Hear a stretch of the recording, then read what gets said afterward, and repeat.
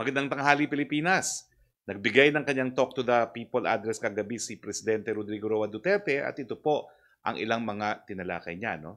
Muling nagpaalala po ang Pangulo na sundin ang health protocols ngayong Kapaskuhan. Dahil sabi nga niya, no, nandyan na yung bakuna. Sayang naman kung ngayon pa tayo magkakasakit. At kaya naman nating maiwasang magkasakit sa pamamagitan ng mask, hugas, iwas. Huwag po nating baliwalain ang banta ng COVID-19, no? Dagdag pa ng presidente at hinalimbawa niya yung isang kaibigan niya para bigyang diin ito. Nagpahayag din ang presidente ng kanyang banta na sisibakin ang mga opisyal ng Toll Regulatory Board dahil sa gulo sa RFID. Kaugnay nito, ito ang 7 kautusan or instruction sa mga operator na ibinigay ng DOTR. No? Una, i-convert ang mga emergency signages sa cash signages. Pangalawa, i-transfer o reposition ng RFID stickering at reloading site sa mga gasoline station ng mga lugar na may malawak na espasyo malayo sa toll plaza. Bakit ka nga naman maglalagay ng sticker doon mismo sa toll plaza? Natural, magkaka-traffic. No? Pangatlo, maglagay ng designated lanes para sa RFID at cash lanes. Pang-apat, pinapayagan ng mga ambulansya at mga sasakyang ginagamit sa pagpapatupad ng batas o law enforcement na magdaan sa anumang lane. Panglima, pag-aralan ng pagtanggal ng mga barrier. No? At kanina nga po, napabalita na nagkaroon na po ng kasunduan ang syudad ng Valenzuela at ang operator na tatanggalin na nila yung barrier sa Valenzuela. No? Pang-anim, ang mga small town plaza ay kinakailangang may hiwalay na RFID at cash lane. At panghuli, na pang-7 po, no, taasan ang wattage specification ng RFID sensors. Ito naman po yung 3 kautusan ng sa TRB ni Secretary Tugade. No? Una, maglagay ng roving at station marshals. Pangalawa, magkaroon ng monthly audit na may daily reports galing sa mga toll marshals. Napag-alaman kasi ni Sec Tugade na ang audit pala ay kada 2 taon. Sabi nga ni Sec Tugade, kaya nga ang tawag sa'yo, Toll Regulatory Board. Dahil ang pangalan nyo ay Toll Regulatory, hindi po pwedeng kada 2 taon ang pag-o-audit nyo. Dapat yan regular. Pangatlo, paintingin ang pagpapatupad ng enforcement. Sa usaping bakuna naman, syempre nag-report po ang ating vaccine SAR, Secretary Galvez. No? Unang-una, binalita niya na nagkaroon ng Vaccine Logistics Summit na dinaluhan ng 575 participants na isinagawa kahapon December 16. Pinag-usapan po dyan yung detalye kung paano makakarating sa ating taong bayan ang mga bakuna pagdating po sa ating bansa o matapos siya maangkat kung saan sila manggagaling.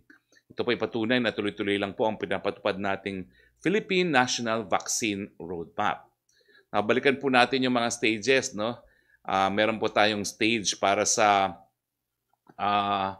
scientific evaluation and selection, access and acquisition, procurement process and financing, production, shipment and storage, distribution and deployment, implementation and nationwide vaccination, assessment, evaluation and monitoring. Nasa na ba ho tayo ngayon? No?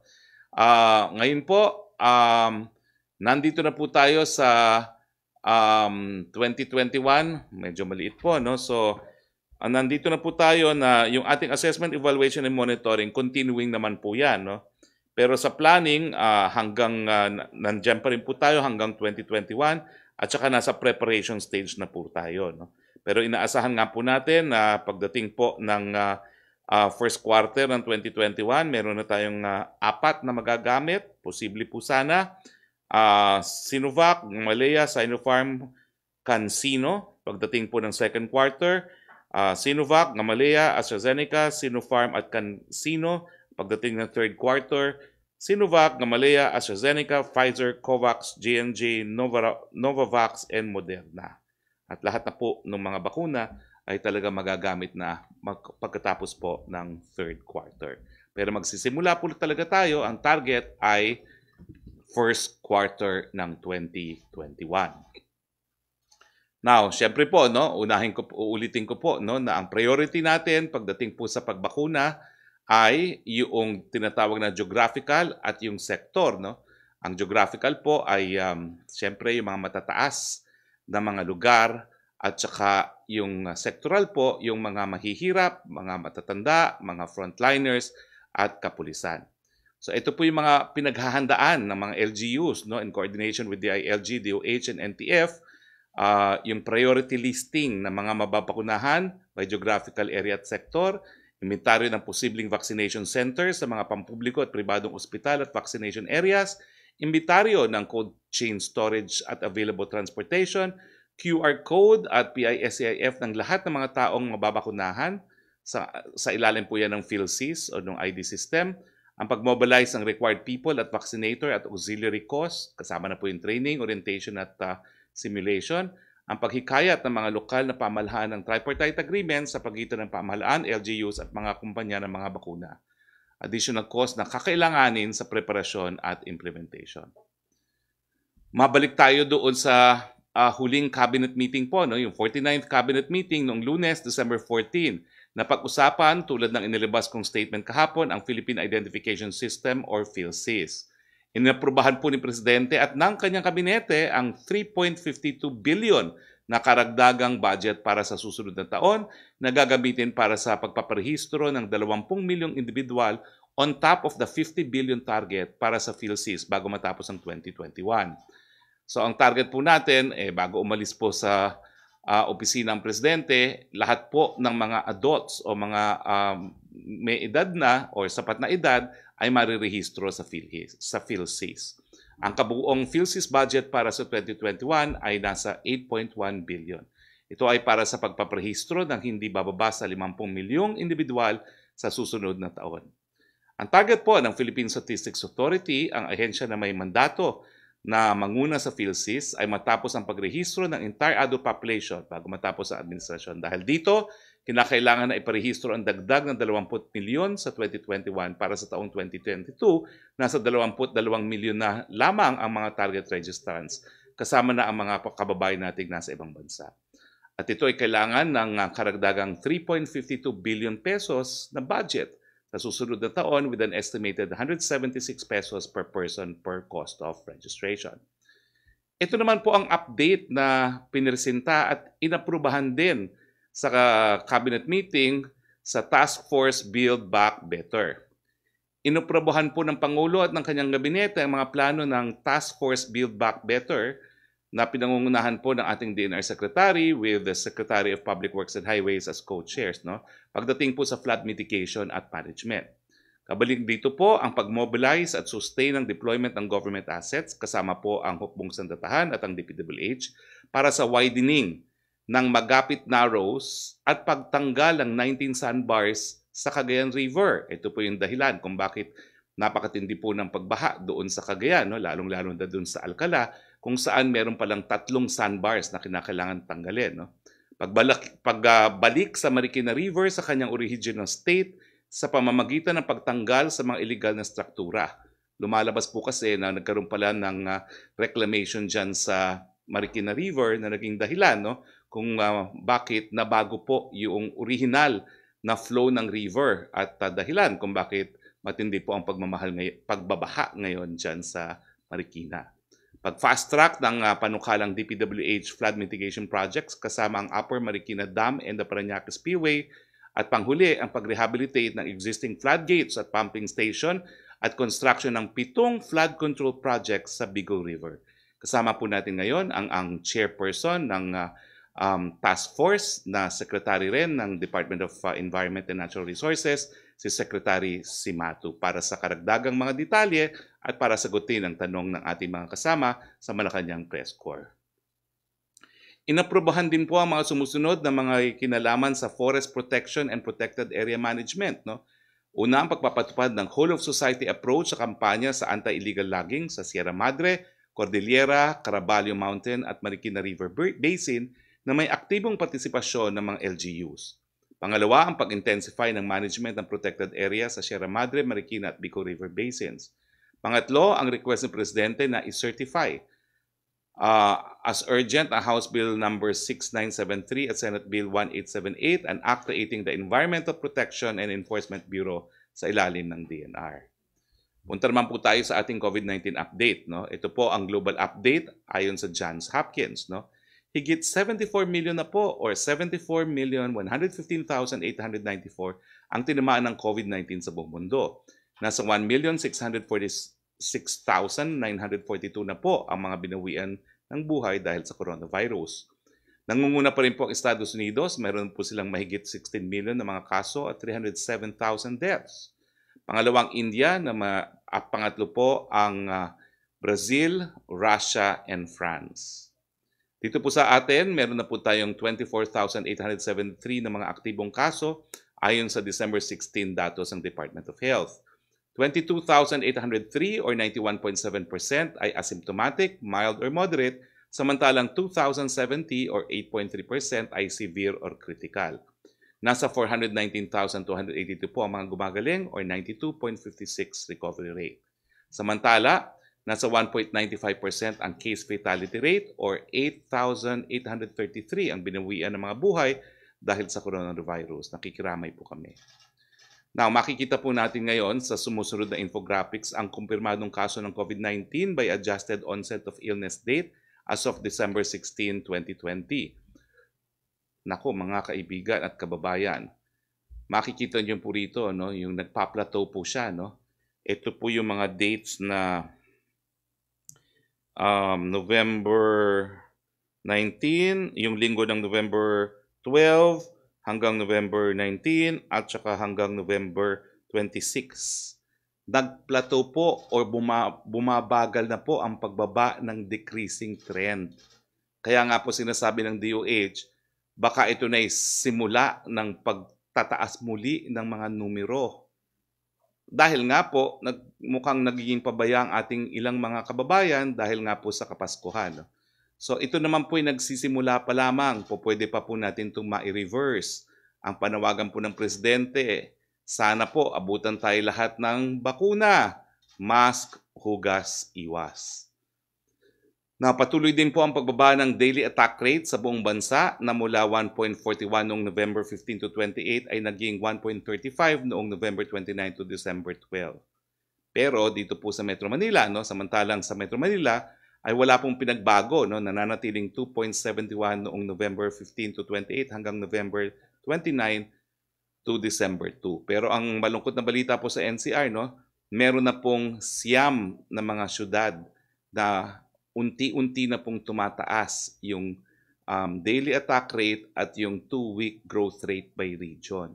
So ito po'y ebidensya na mukhang sumisipa muli po ang mga numero ng COVID-19. Ang gusto po natin, magkaroon ng Merry Christmas at Happy New Year. Huwag po nating i-celebrate ang Pasko sa hospital na baka naka-ventilator pa. Alam naman po natin kung anong gagawin natin para pangalagaan. Ingatan ang ating mga buhay para tayo makapaghanap buhay, mask, hugas, at iwas. Pagdating naman po sa healthcare utilization rate, well, pumunta muna tayo sa Health System Capacity Indicators. Makikita nyo po na dito po sa graph nito na hindi pa umaabot sa moderate. No? Yung yellow po ang moderate, yung red ang critical. Pero nakikita nyo, may mga ilang lugar na palapit na ng palapit dun sa moderate. No? Gaya ng Region 11, ng Region 4A, ng Region 2, at Angkar. Ang yellow naman po ay moderate risk, pero malapit na rin po yan sa dangerous level na 70%. Now, papaalalahanan ko lang po kayo. Pag umabot po tayo ng critical, yan po isang dahilan para magkaroon na naman tayo ng mas striktong quarantine. Yan po yung isang indicator para bumalik sa mas striktong quarantine classification. Pero wag po kayong mag-alala, bagamat napakadami pong fake news na sa Disyembre raw ay mababago ang quarantine classification, hindi naman po totoo yan dahil monthly na po ang ating quarantine classifications. Kaya nga lang, kung tayo magpapabaya, baka pagdating ng Enero, mas stricto naman ang ating quarantine, lalong-lalo na dito sa Metro Manila. So, paulit-ulit po tayo nagsasabi, pag-ingatan ang ating mga buhay para sa ating mga hanap buhay. Ito naman po ang estado ng ating temporary training and monitoring facilities as of December 15. No? Well, gaya po ng ating yung sa ating mga ospital, malayo naman po tayo sa critical, no? Sa katunayan, nagbabawas na po tayo ng TTMF sa mga lugar na gaya ng Cebu kasi nga po kumonti na ang mga kaso. Kaya makikita nyo sa susunod na slide ng TTMF, talagang nagbawas po tayo ng mga numero, no? On a national basis, nagbawas po tayo ng 5,530 beds sa mga TTMFs natin. Meron po tayong 164,659 at makikita nyo po na sa NCR, nagbawas din po tayo ng kaunting mga TTMR bed capacity. On other matters naman po, no, bumaba ng halos kalahati ang mga Pilipinong nagugutom. Ito po isang ayon sa huling survey na isinagawa ng Social Weather Station. Yung November 2020 data po, 16% ang hunger rate. Malungkot pa rin po yan dahil alam nating napakadami na nagugutom pa. Pero ito nga po ay kalahati noong hunger rate na narehistro noong Setyembre 2020. Itong 16% naman po ay doble ng hunger rate bago po magkaroon ng pandemya. Yung pagbawas po ng kalahati sa hunger rate, ito po ay resulta ng unti-unti natin pagbubukas ng ating ekonomiya. Pero may bantang nga po na itong unti-unting pagbubukas baka maantala kung dadami po ang kaso ng COVID. So, the best way to celebrate Christmas po, if you really love your family, iwasang magkasakit po, no? So, mask, iwas at hugas. Dito po tayo nagtatapos ng ating presentasyon, pero kasama po natin ngayon ang Task Force Build Back Better DNR Secretary Cimatu. Sir, good afternoon, Secretary Cimatu.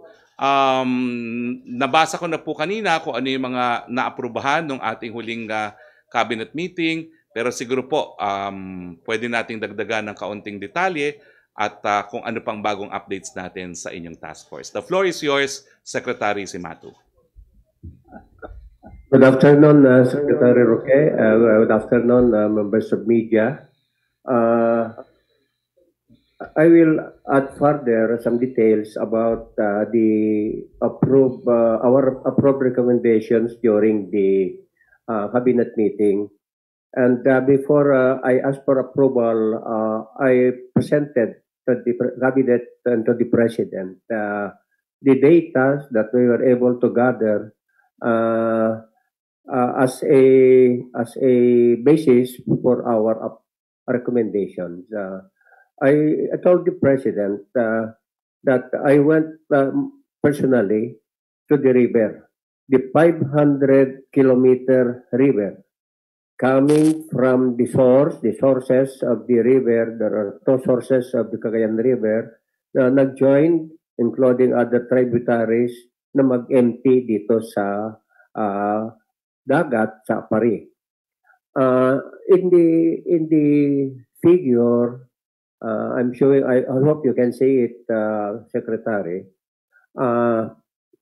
I started from the source from Quirino and Santa Fe by helicopter, kita namin doon.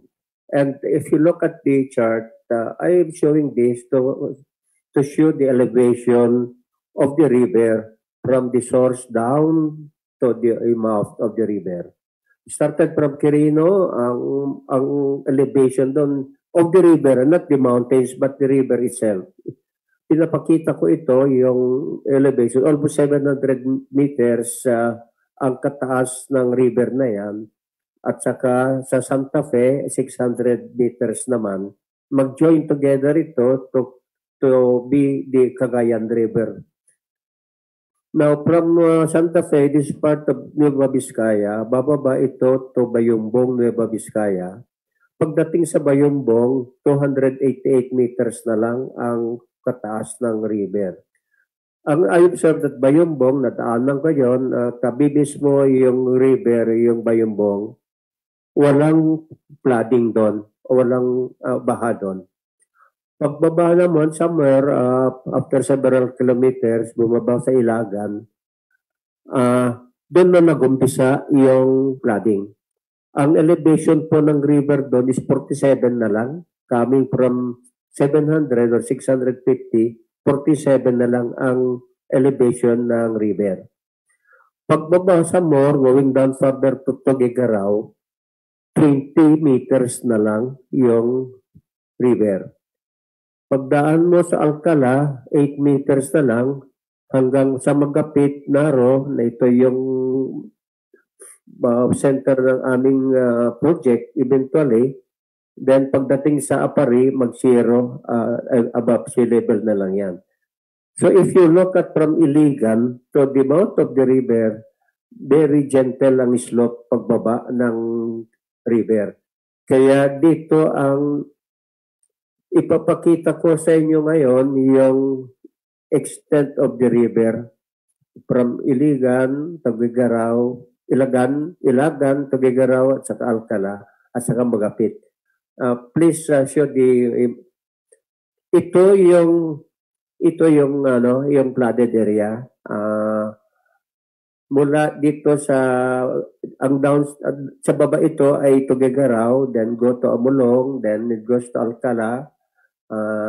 Yon papaba doon sa Magapit down to Apare. Yan po yung river. Tignan ninyo sa tabi ng river ay baha. Dito lalo na sa Amulong, baba dyan is Tugigaraw na.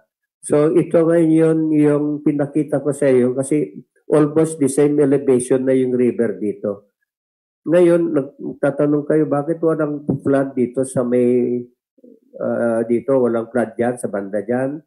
Ay because yung bank of the river mataas, parang bundok-bundokin yan sa baba, dito sa may, between Alcala at saka dito sa Magapit River. Ano.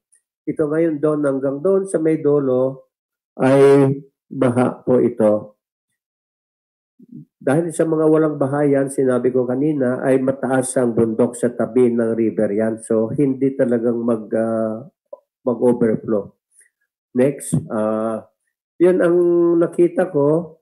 So, ipapakita ko ngayon itong Magapit, Naro. Ito kasi yung sentro ng ating intervention. And ito yung approval ni Presidente, the approval of the President, ito sa presentation ko, sa recommendation ko, ay ito na ngayon yung mobilize and sustain deployment of government assets from the Armed Forces of the Philippines or the Corps of Engineers at saka DPWH. For the widening of that Magapit Naros and removal of 19 sandbars. Mamaya ipapakita ko rin itong 19 sandbars, pero unahin ko muna itong intervention na gagawin mismo ng ating mga government agencies. Ang ating DPWH at saka yung ating Corps of Engineers ng Armed Forces will be pooling their resources, engineering equipment, na mag-undertake mismo dito sa project nito. This will be addressed by our government agencies.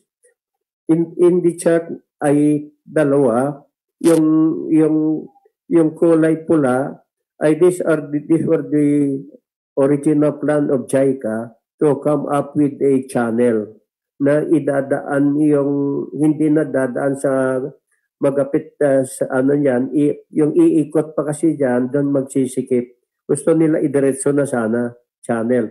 Pero medyo mataas-taas ang elevation yan. So, hanggang plano lang muna several years back yan by the JICA. So, what we are recommending that it can be already doable at saka magawa na natin kaagad, meaning kaagad.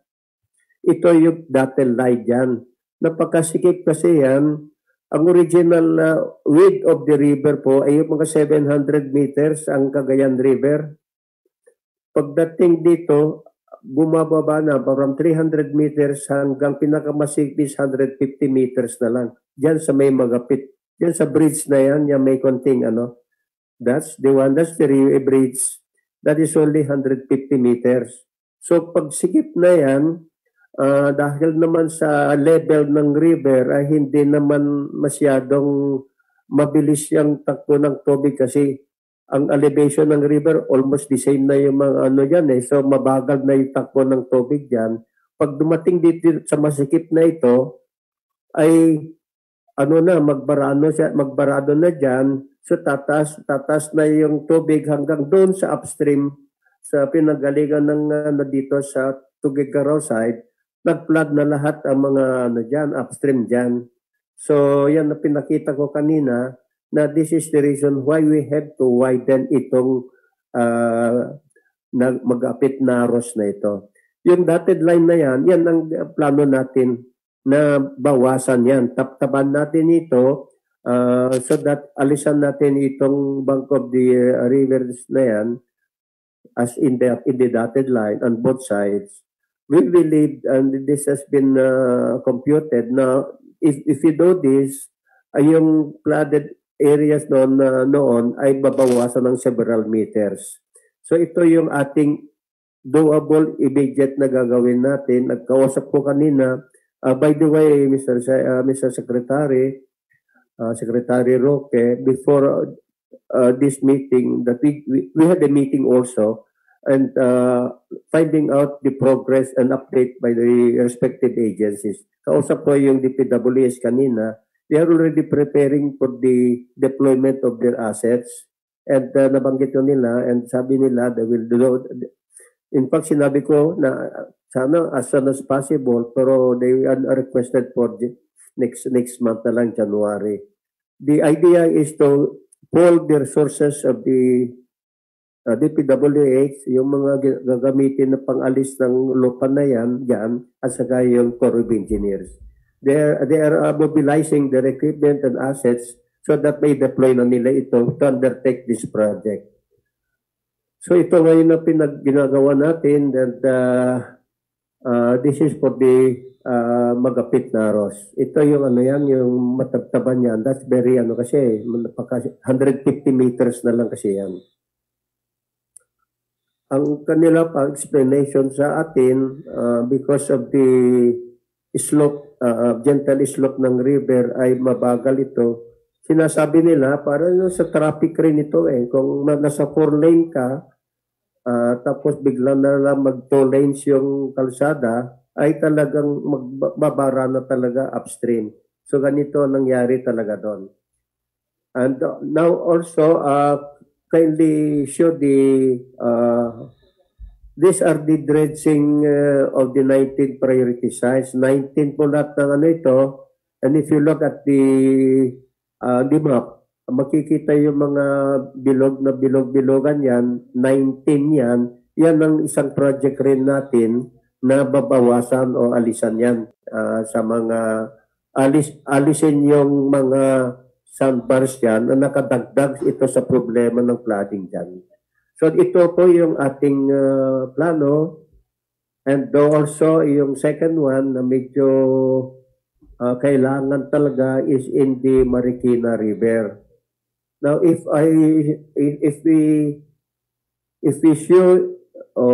we show you the Marikina River, nagbawas ito. If you at the left side, in the 1982, if you look closely, the bank of the river in 1982 yung naka-kulay blue. That is a portion of the Marikina River. Now, if you compare that in 2019, nabawasan na yung bank of the river. And ang pagbawas yan, from 90 meters yata yung width of the river, naging 60 meters na lang dyan sa banda dyan. Dito sa right side of the map, ito, yan. Yan ang naidagdag. Naalis dyan sa river, naalis yan, na tabunan. Pinapacheck ko kung natabunan ba may natural causes or reclaim. So survey ko yan, and nakita natin talaga na dinagdagan.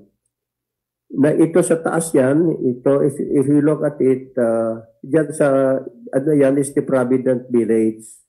That's the Provident Village. And then dyan sa other side, the back of the Provident, ay yan, ang nangyari ngayon, itong kulay yellow na yan. So, nagdagdag ng nabawasan yung river, ng ganyan karami. And alam namin kung ano yung mga lot numbers yan na yun lang naman kasi yung nangyari niyan. So these are the things that na gagawin natin, the Cagayan River and the Marikina River. So yan naman ang ating except that meron din tayong isang in-approve nila yung fast tracking of the flood mitigation projects ng Marikina Dam and Parañaque Spillway. So this will be also fast track in the form of the planning at execution later on by the DPWS. This is considered a long-term plan for the Marikina River. So also in the rehabilitation of some floodgates and pumping stations and 7 flood controls in the Bicol River. Na-approve rin ni Presidente ito. Then likewise, on the forest protection and protected area management, I would like to